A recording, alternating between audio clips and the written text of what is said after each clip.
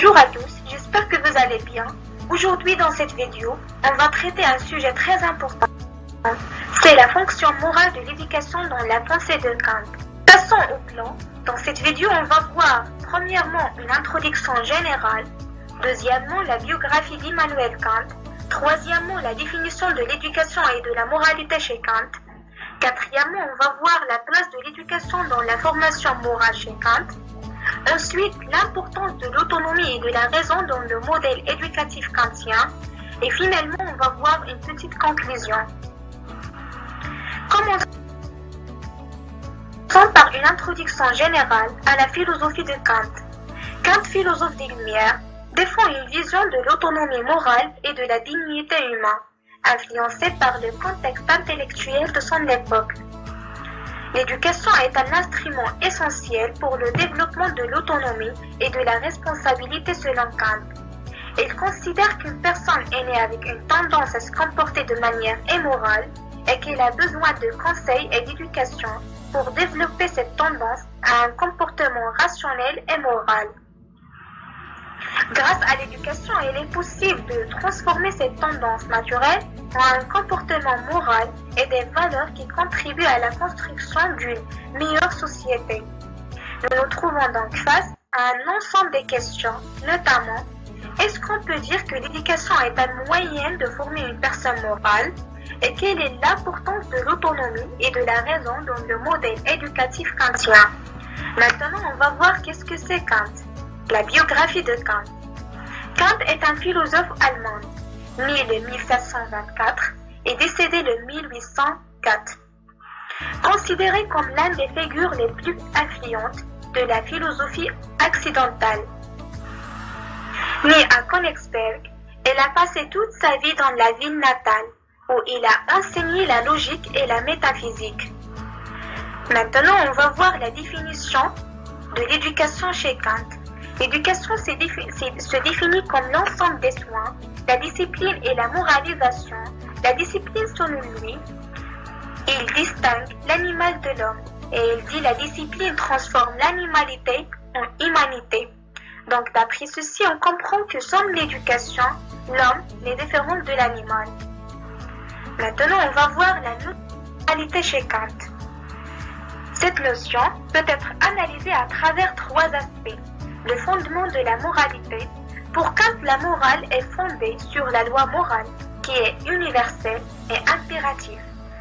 Son concept d'impératif catégorique stipule que toute action doit être guidée par une maxime que l'on pourrait vouloir universellement. Par exemple, si mentir est moralement inacceptable par un individu, donc cela doit s'appliquer universellement à tout, sans prendre en considération les conséquences, même si cela peut causer des désagréments. Aussi, l'autonomie de la volonté. L'éducation selon Kant doit former des individus à agir non par soumission aux règles, mais par conviction personnelle. La morale kantienne repose sur la capacité de l'individu à être autonome et à déterminer ses actions en respectant la dignité du soi et d'autrui. Finalement, la dignité humaine. Kant soutient que chaque individu doit être traité comme une fin en soi et non comme une moyenne. Cette valeur centrale implique que l'éducation doit viser à renforcer la dignité et la respect envers soi et envers les autres. En gros, la moralité, c'est former une conscience morale en inculquant des principes éthiques permettant à l'individu de devenir autonome et de suivre les règles morales universelles. Maintenant, on va voir la place de l'éducation dans la formation morale selon Kant. L'éducation chez lui peut être discutée selon trois axes. L'éducation à une perfectibilité de l'homme. Kant affirme que l'homme n'est pas naturellement moral, mais qu'il est perfectible. L'éducation doit alors être le moyen par lequel il peut être guidé vers un comportement moral, transformant ses inclinations naturelles en actions rationnelles et morales. La formation à l'indépendance morale. Dans la pensée de Kant, la moralité ne signifiait pas le respect aveugle de certaines règles, mais plutôt la capacité de penser librement et rationnellement. Finalement, amélioration de la rationalité dans la prise des décisions. Kant souligne que les actions morales doivent être fondées sur la raison et non sur l'émotion ou l'intérêt personnel. Ensuite, on va voir l'importance de l'autonomie et de la raison dans le modèle éducatif kantien. La notion d'autonomie chez Kant. L'autonomie est un sens plus caché que aucun être humain ne peut perdre en réalité. L'autonomie est d'abord une propriété de notre esprit, de ce qu'elle appelle notre raison, mais aussi notre volonté. Tous les êtres humains sont autonomes au sens où ils peuvent devenir eux-mêmes par leur raison individuelle et qui acquièrent quelque chose d'universel, la source de leur acte et de leur choix. Discutons l'importance de l'autonomie et de la raison dans le modèle éducatif kantien. Kant estime que l'autonomie et la raison sont les deux piliers fondamentaux de l'éducation morale. L'importance de l'autonomie et de la raison dans le modèle repose sur plusieurs aspects qui peuvent être discutés.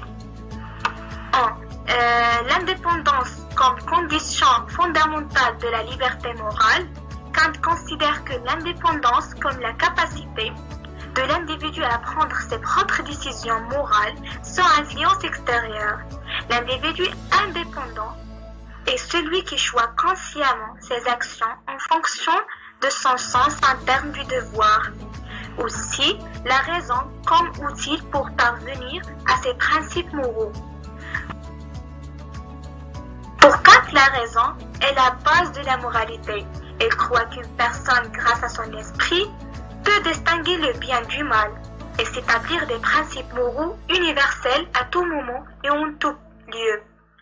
Et ainsi de suite sous d'autres aspects. Et finalement, on va voir une petite conclusion de ce sujet.